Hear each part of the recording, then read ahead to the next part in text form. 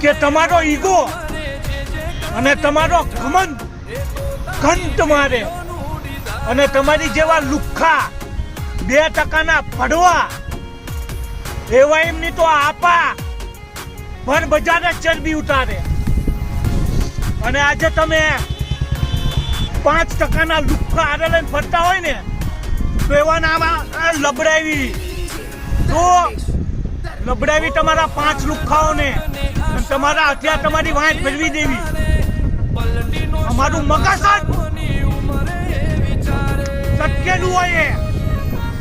કારણ કે તમારો બાપ ભગવાન 24 घंटा सटका रहता है जो कदाच फल मोलू लागे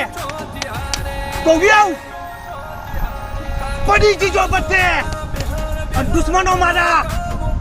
अठे